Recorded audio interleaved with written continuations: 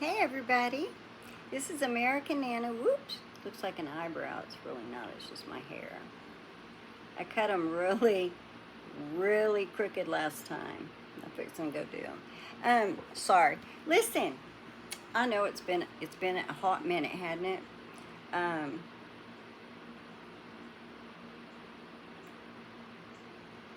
have an excuse. I was in a bad mood. I can't do a video when I'm in a bad mood. I was in a bad mood because I sprained my left elbow. It hurt so bad. For 5 days it hurt. It would wake me up. It would, I gotta have a little air blowing on me. It would wake me up. It disturbed me greatly during the day and at night. So, it was best you not hear from me. But I'm glad that I waited a little bit. I'm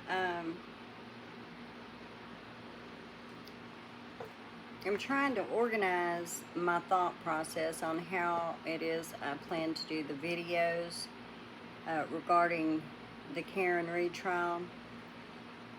Since the Commonwealth wants to try everything under the sun to ruin her life, I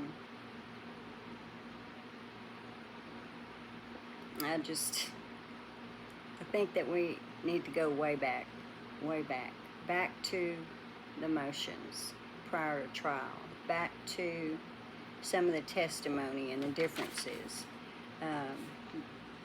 You know, if I could be of any help at all to the defense, I'm a pretty good researcher. I've been a researcher before, but they don't know me from Adam, and I'd work for free for her, for them, I would. But anyway, I'm still working on that. But in the meantime, I wanted to share something with you that I find rather comical. Comical is not really the word. You see, Lowley, the DA, is, in my humble opinion, one of the most detestable men I've ever seen.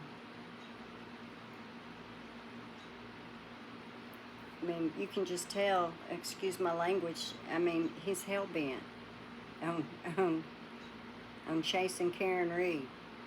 And he needs to quit because she's not guilty.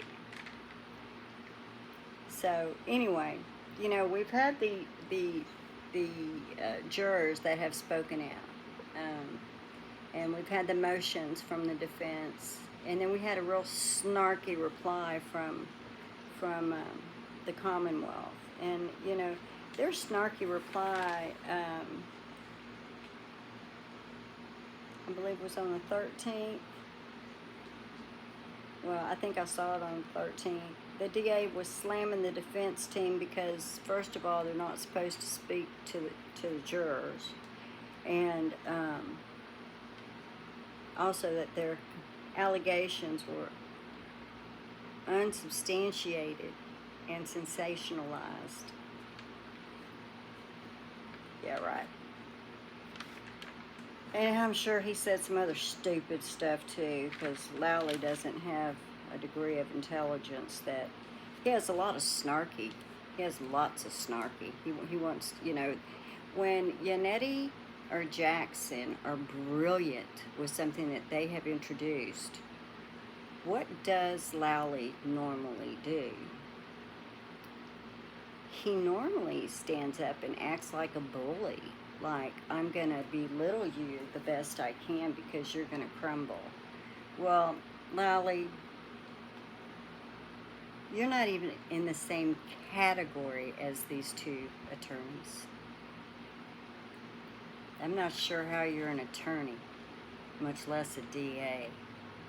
But anyway, what I find humorous about that is that not long ago it was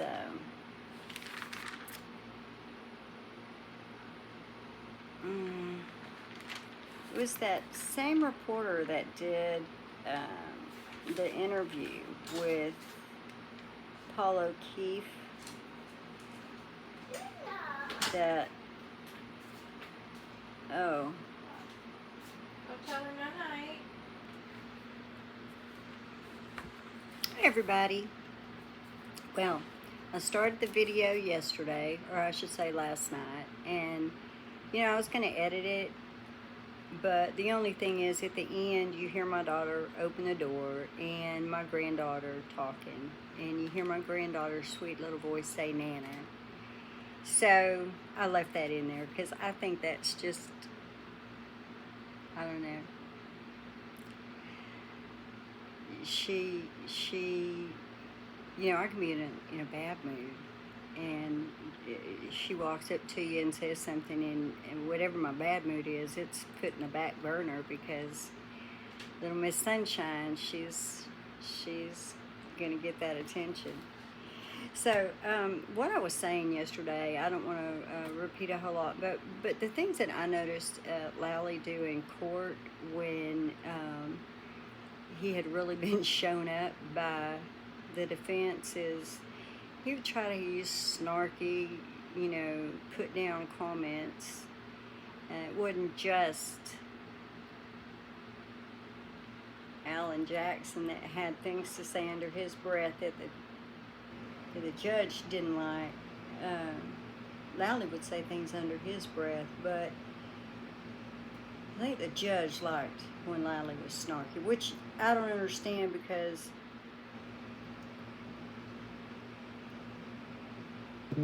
I would venture to think if I was a judge ruling on that case and seeing all the malarkey that they're trying to use to convict her, I think I'd be really upset at the Commonwealth.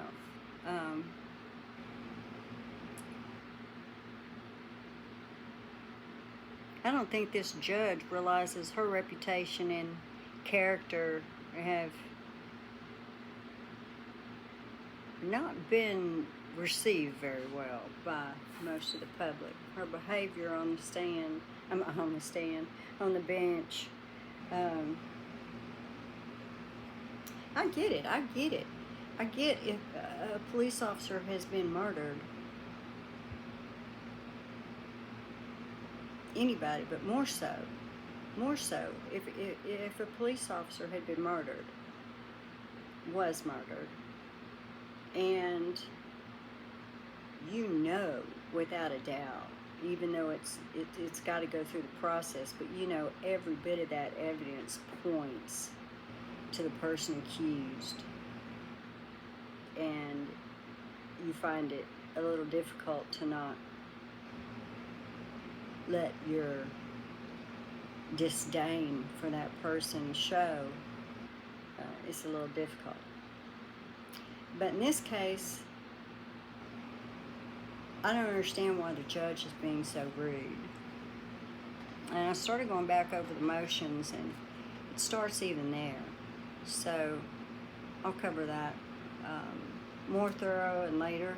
But the thing that I wanted to address, and I'm so sorry, yep, I'm long-winded. Anybody that's been watching me is like, you might as well skip to the first, 10, 15 minutes of Nana rambling, because I sit here and talk just like I'm having a conversation.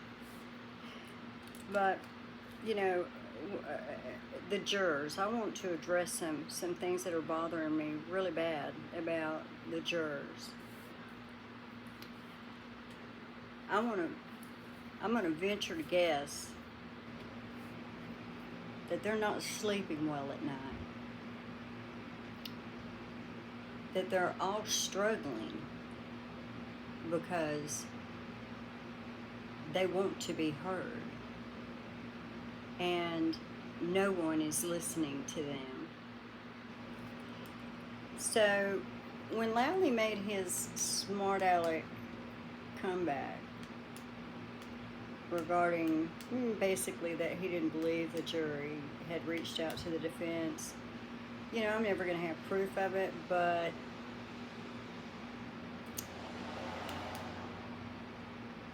the jury seemed to be very committed to, it's not their job, but to the case.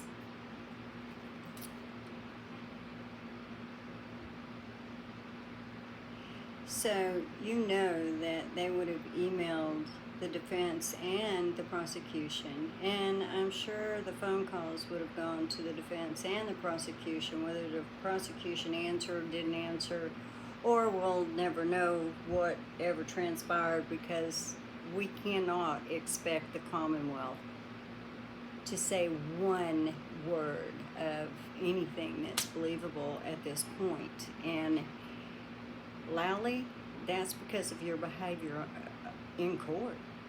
You're not believable. Not only are you not believable, but you've got people screaming that if this is really how things are in Canton, Mass, y'all need somebody to come in and take over. I mean, your entire police force needs to just started anew. If you have any people that have come in after or were not involved at all in this case, then they may could stay. The sad thing is, the older cops, their influence that they may have already given these younger people is terrifying in many ways. So what I wanted to say is, it was what is it? Christina Rex. Okay, so a juror reached out to Christina Rex, and she's the one that did the Paul O'Keefe interview, which she kind of irritated me, but then again, she's a reporter, and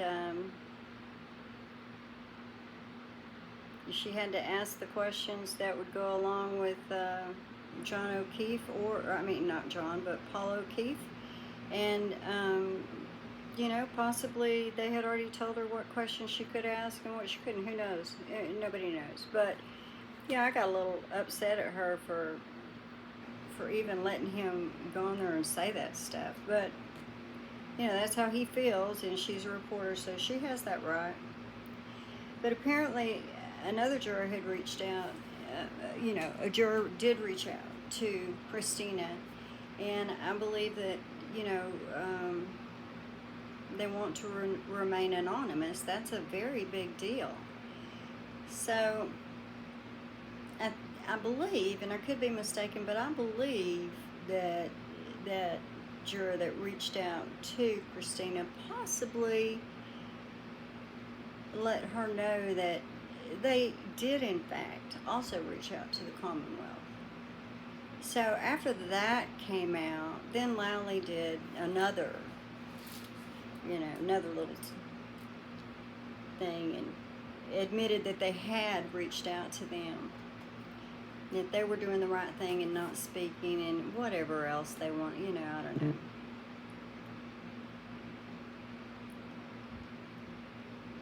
And I just want to say this because the jurors are in a very bad situation because of where they live. And, we don't know them, we didn't see them, but that doesn't mean that the people sitting in the courtroom didn't see them.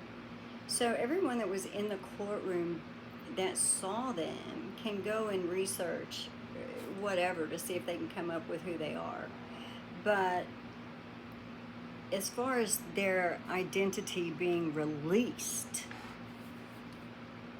shame on you, Lowley. Shame on you. Because let me put it to you this way. If it were reversed, thank heavens it was not, But let's just, for the sake of argument, let's say that they were reaching out and they were saying that they had actually found her guilty on a couple of counts and were hung on one. You, sir, would be screaming to the hilltops to let it out. You, sir, would guarantee their identity remain secret. You would let them know that you could handle that.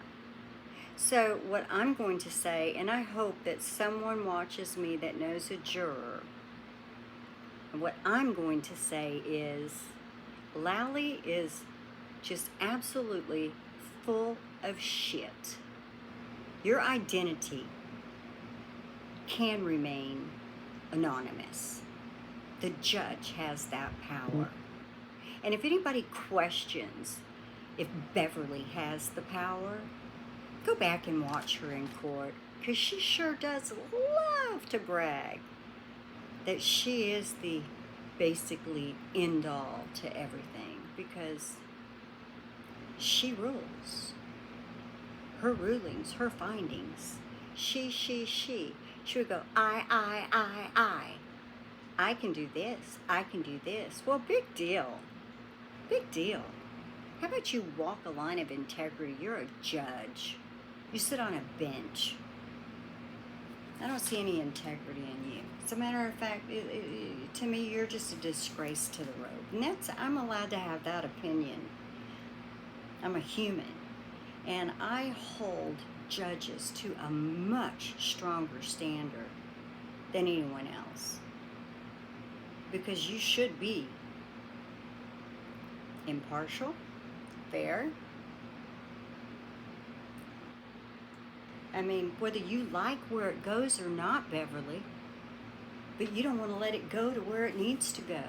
How stupid do you people look knowing there's an FBI investigation, IA investigations, and heaven else only knows what else you guys know, and you still want to go after Karen Reed?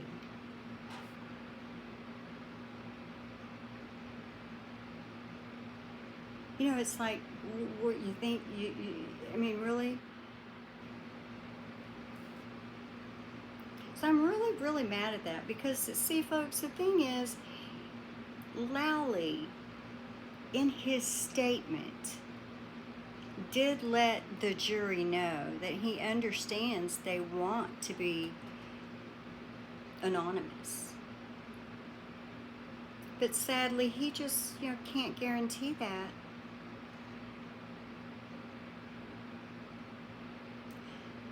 What kind of bullshit do you think that we actually do accept, Lally?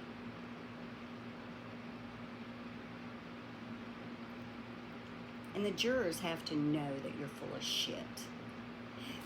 My concern is, how bad are things there when the jurors really, really need to be anonymous?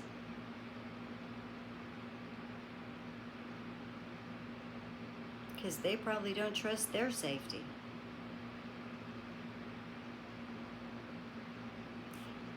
This goes so much deeper than any of us even realize. But I promise you that if in fact the juror had come forward, the jury people, the jurors, and said, hey, 1 and 3, we decided guilty. You can't retry her because we've already done that, and if you do, and then shmake it off. So that's the reverse, right? That's the reverse of what has happened. Does anybody out there use their brain and consider the fact, how do you put it, but Lally would be screaming to the hilltops, and all promises would be made to keep the juror's identity anonymous. But Lally, you're not the last word in this.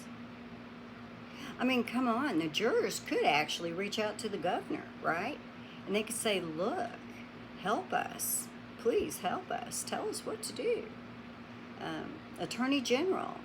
I mean, they could call all kinds of different people. And maybe that's what they need to do. Karen Reed was found not guilty on counts 1 and 3.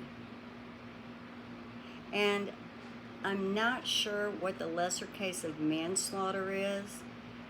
I'm not sure if they completely understood what you would have to prove in order to prove she committed manslaughter. But I honestly think that they got very confused with that. Because the thing that Karen Reed is in fact guilty of, sadly, is being John O'Keefe's taxi driver, basically. She took him to that party. She left him at that party. She's going to blame herself for the rest of her life for that. It's not a crime. She had no idea of knowing what was going to happen to him. He was a grown man. And for anybody who has an attitude, because she did, in fact, take him where he wanted to go, and she did, in fact, leave him where he wanted to be, that's not a crime. That's not a crime. She was at home. Well, on One Meadows. She was at John's home while he was being killed. She was at the house on One Meadows, I keep wanting to say 12:36 a.m. She connected to the Wi-Fi. I'm not sure what other proof is needed, but I do know that if the Commonwealth does decide and goes forward with this retrial, that so much of everything will be dissected prior to, and that defense team won't skip a beat. So, as I said, I do have a lot of things that's really interesting because, you know, I have one that I'm going to do really soon because, I mean, it just keeps just, you know, it's going to be out of order from who knows, maybe a lot of it will be out of order, but there's just one thing that before I forget, I got to do a video on because, you know, when Lally is showing a video and prior to showing the video states what the video represents, and then you play the video and it absolutely doesn't even come close to what Lally represented. So, we're going to leave that there, right? But I would like for people to think about that. And I'll try to find the article and link it or the video or do more on this to show you that it's not just me that came up with it. Definitely it's something that's out there, and different channels are speaking on it. So, I'm sorry, got an ache right here. But I'm going to run for now, and I hope everyone is doing well. I'm still working on those blankets, and I'm almost finished. I just have top stitching to do, and then I'm going to pull out my embroidery machine and see if I can do some stuff I want to do, because I've got a plan and I need that embroidery machine to monogram. So, I'm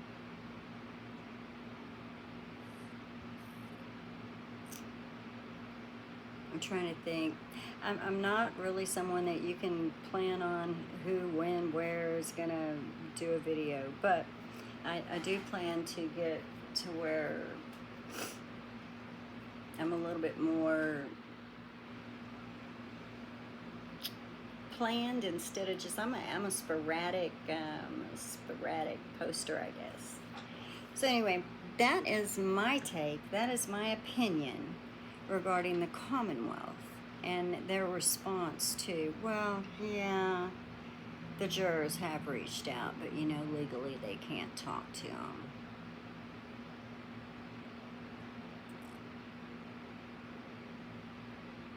I'm not sure how high this will have to go. I'm not sure what all laws have come into play, because when Bev said, I declare a mistrial, and as fast as that all happened, y'all can just kiss my grits by saying that the defense could have done anything. The judge declared a mistrial, sends the jury out, and then proceeds to scheduling. You see, she knew what she was going to do. She had already read it. She knew it was coming. Defense and Commonwealth had no idea. And I've yet to see a hung juror that the judge did not question